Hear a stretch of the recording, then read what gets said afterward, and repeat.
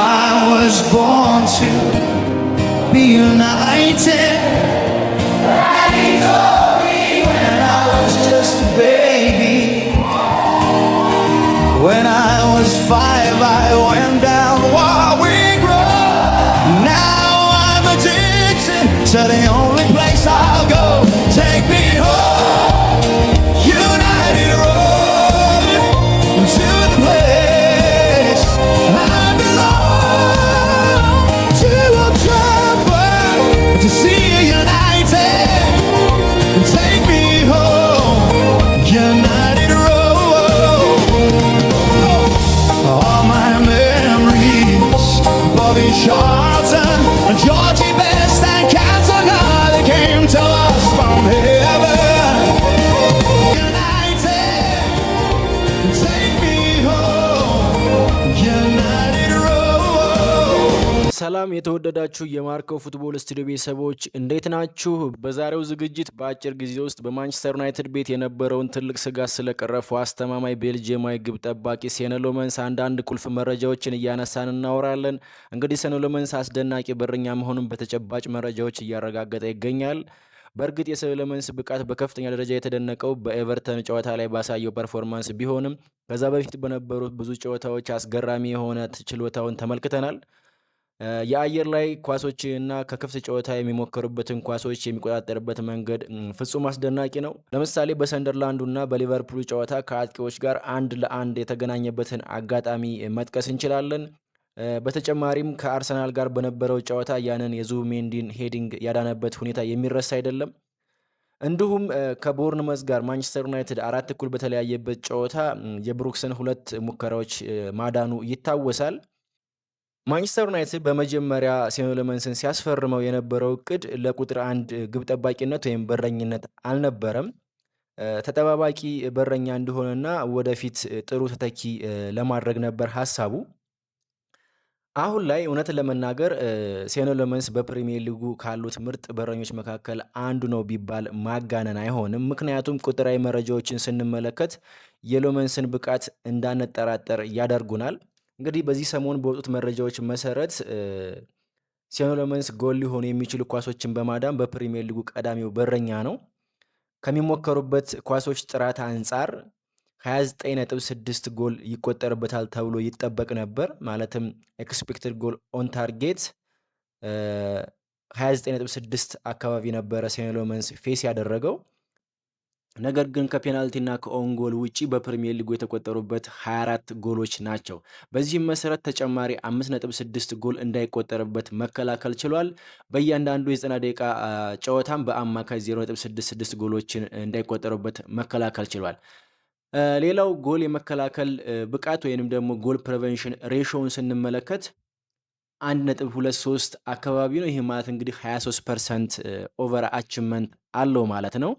ይህም የሚነግረን እንግዲህ በሊጉ ካሉ ምርጥ ግብ ጠባቂዎች ከነራያ ማርቲኔዝ፣ ዶናሩማ እንዲሁም ፒክፎርድ ሁሉ የተሻለውን ፐርፎርማንስ እያሳየ መሆኑን ነው። ሌላው ሴነ ሎመንስ በፕሪሚየር ሊጉ እስካሁን ለጎል የሚዳርጉ ወይም ደግሞ ወደ ጎል የሚያመሩ ምንም አይነት ስህተቶችን አልሰራም። በአንጻሩ እንደ ኤሚሊያኖ ማርቲኔዝ እና ጆርዳን ፒክፎርድ ያሉት ባለልምድ ግብ ጠባቂዎች ለጎል የሚዳርጉ ስህተቶችን ሰርተዋል። ለምሳሌ ኤሚሊያኖ ማርቲኔዝ 3 ጊዜ ስህተት ሰርቷል። ጆርዳን ፒክፎርድ ደግሞ 2 ጊዜ ስህተቶችን ሰርቷል። እንግዲህ ሴነ ሎመንስ ተረጋግተው የማሰብና በፍጥነት የመወሰን ችሎታው የራሱን የግብ ክልል በትኩረት መቆጣጠር እንዲችል ያገዘው ይመስላል። በዚህም መሰረት አንዳንድ የማንቸስተር ዩናይትድ ደጋፊዎችና ኳስ ተንታኞች ከቀድሞ የዩናይትድ በረኞች ጋር ያመሳስሉታል። ለምሳሌ ኳሶችን ስፕሪንት አድርጎ በእግሩ ሲያድን ወይም የማይጠበቁ ኳሶችን ሲያድን ዴቪድ ዴሃያን ያስታውሰናል ይላሉ። በተጨማሪም ከተከላካይ ጀርባ ሆኖ ቦክሱን ኮማንድ ሲያደርግ ተከላካዮችን ሲያደራጅ በእነዚህ ሁኔታዎች ፒተር ሽማይክልን ያስታውሰናል የሚሉ አስተያየት ሰጪዎች አሉ። በተጨማሪም ያለው ካልምነስ፣ መረጋጋቱ፣ ኬዎስ ወይም ጫጫታ አለመፍጠሩ ከነዚህ አንጻር ኤዲዩን ቫንደርሳርን ያስታውሰናል የሚሉ ደጋፊዎች አሉ። ሌላው የሀገሩ ሰዎች ደቤቢ ኩርቶ ወይንም ትንሹ ወይም ህፃኑ ኩርቷ እያሉ ይጠሩታል የሀገሩ ሰዎች። እንግዲህ ከቅርብ ጊዜ ወደዚህ ማንቸስተር ዩናይትድ እያደረገው ያለውን የተጫዋቾች ምልመላና የማስፈረም ሂደት ስንመለከት በአብዛኛው ዳታን ወይም ደግሞ መረጃን መሰረት ያደረገ ስለመሆኑ የሴኒ ሎመንስ ፊርማ አንዱ ማሳያ ነው። ምክንያቱም በ2024 2025 የውድድር ዓመት ሴኒ ሎመንስ በአውሮፓ በላቀ የኳስ ማዳን ብቃቱ ተለይቶ ይታወቅ ነበር። ለምሳሌ በቀድሞ ክለቡ በሪያል አንትወርፕ በነበረበት ጊዜ 173 ኳሶችን አድኗል። ከሚጠበቅበት በላይ ወይም ደግሞ ጎል ሆነው ሊቆጠሩ የሚችሉ ተጨማሪ 18.4 ኳሶችን አድኗል። በተጨማሪም 81% የማዳን ንጻሬም ነበረው። ሴፍ ፐርሰንቴጁ 81% ነበረ። በዚህም መሰረት እንግዲህ በ2024 2025 የውድድር ዘመን በአውሮፓ ካሉ 10 ታላላቅ ሊጎች መካከል ከማንኛውም ግብ ጠባቂ በላይ ብዙ ኳሶችን ያዳነው በረኛ ነበር። ሌላው ሴኒ ሎመንስ በማንቸስተር ዩናይትድ ያሳየውን ብቃትና አንድሪ ኦናና በዩናይትድ ከነበረው ጋር ያለውን ንጽጽር ስንመለከት ሰፊ ልዩነት እናገኛለን። ለምሳሌ ሴኒ ሎመንስ ማንቸስተር ዩናይትድ ከገባ በኋላ ከተሞከሩበት ከ75 እስከ 78 የሚደርሱ ኳሶች 48ቱን ሴቭ አድርጓል። ተጨማሪ ሊቆጠሩ የሚችሉ 5.6 ኳሶችን አድኗል። እንዲሁም ሴቭ ፐርሰንቴጁ በአጠቃላይ 88.9% አካባቢ ነው። አንድሪ ኦናና በማንቸስተር ዩናይትድ በነበረበት ሰዓት አጠቃላይ 90 ኳሶችን ማዳን ችሏል። ጎል ፕሬቨንሽን ሬቱ ወይንም ደግሞ ተጨማሪ ሊቆጠሩ የሚችሉ ኳሶችን ያዳነው 0.53 ብቻ ነበር። አጠቃላይ ሴቭ ፐርሰንቴጁ ደግሞ 67.2% አካባቢ ነው። ይህም እንግዲህ ሰፊ የሆነ ልዩነት ያሳየናል በሁለቱ መካከል። ሌላው የአየር ላይ ኳስ የበላይነት ወይም ደግሞ ክሮስ ክሌም ሬትን ስንመለከት ከ2024-25 የውድድር ዓመት ጀምሮ በቀድሞ ክለቡ በሮያል አንትወርፕ እንዲሁም አሁን ባለበት ማንቸስተር ዩናይትድ በአጠቃላይ 1083 ተሻጋሪ ወይም የአየር ላይ ክሮሶችን አስተናግዷል። በዚህም መሰረት እንግዲህ የአየር ላይ ኳሶችን በመያዝ ወይም ክሌም በማድረግ የሚያሳየው ብቃት ከኦናና ከባይንደር የተሻለ ነው። ለምሳሌ የአየር ላይ ኳሶችን ክሌም በማድረግ ሴኒ ሎመንስ 7.6% አስመዝግቧል። ኦናና 4.4%፣ አልታይ ባይንደር ደግሞ 5.3% አስመዝግቧል። ሌላው ሴኒ ሎመንስ ወደ ማንቸስተር ዩናይትድ ከተዘዋወረ በኋላ በክፍት ጨዋታና ከቆመ ኳስ የሚደረጉ ሙከራዎችን የሚያስተናግድበትን ፐርፎርማንስ ስንመለከት ሴኒ ሎመንስ በረኛ ሆኖ በተሰለፈባቸው 21 ጨዋታዎች በክፍት ጨዋታ 244 ተሻጋሪ ኳሶች ተደርገዋል ወይም ክሮሶች ተደርገዋል። ከነዚህም ውስጥ 14ቱን ክሮሶች ወይም ደግሞ 5.7% የሚሆኑትን ቀድሞ ክሌም በማድረግ ጎል እንዳይቆጠርበት መከላከል ችሏል። አንድሬ ኦናና በረኛ ሆኖ በተሰለፈባቸው ጨዋታዎች ላይ ከክፍት ጨዋታ 369 ኳሶች ክሮስ ተደርገው 13ቱን ወይንም ደግሞ 3.5% የሚሆኑትን ክሌም ማድረግ ችሏል። አልታይ ባይንደር በተሰለፈባቸው ጨዋታዎች ላይ 106 ኳሶች ከኦፕን ፕላይ ክሮስ ተደርገው ክሌም ማድረግ የቻለው 5ቱን ወይም ደግሞ 4.7%ቱን ብቻ ነበር። ሌላው የቆሙ ኳሶችን ወይም ደግሞ ሴት ፒስ ክሮሶችን ስንመለከት 110 የማዕዘንና የቅጣት ምት ኳሶች ወደ ሴኒ ሎመንስ የጎል ክልል ክሮስ ተደርገዋል። የማዕዘን ምቶችን ወይም ደግሞ የኮርና ኳሶችን ብቻ ለይተን ከተመለከትን ሴኒ ሎመንስ 85 የማዕዘን ምቶችን አስተናግዷል። ከነዚህም ውስጥ ጎል የተቆጠረበት በ9% ብቻ ነው።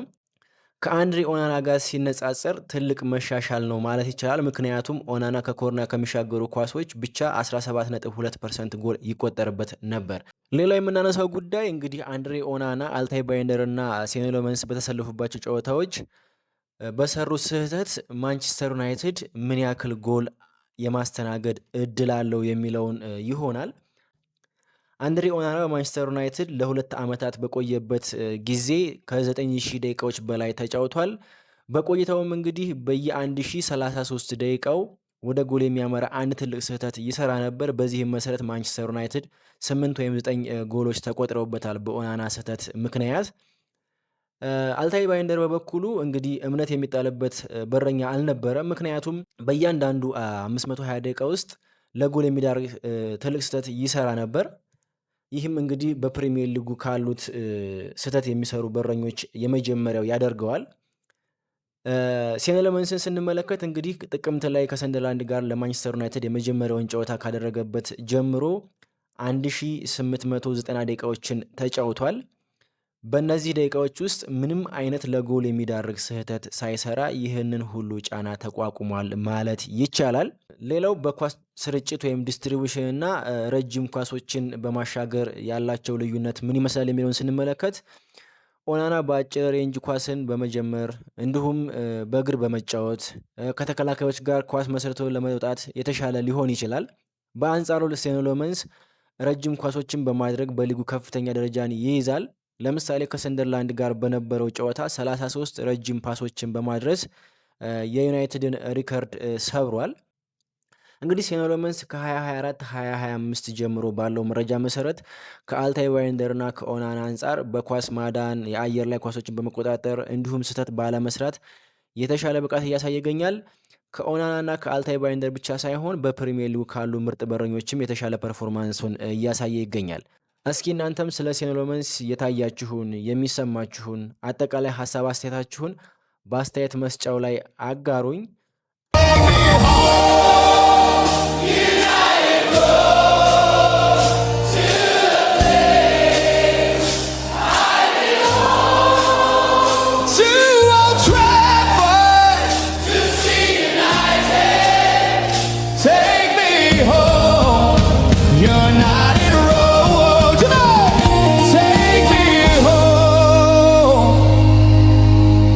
United Road.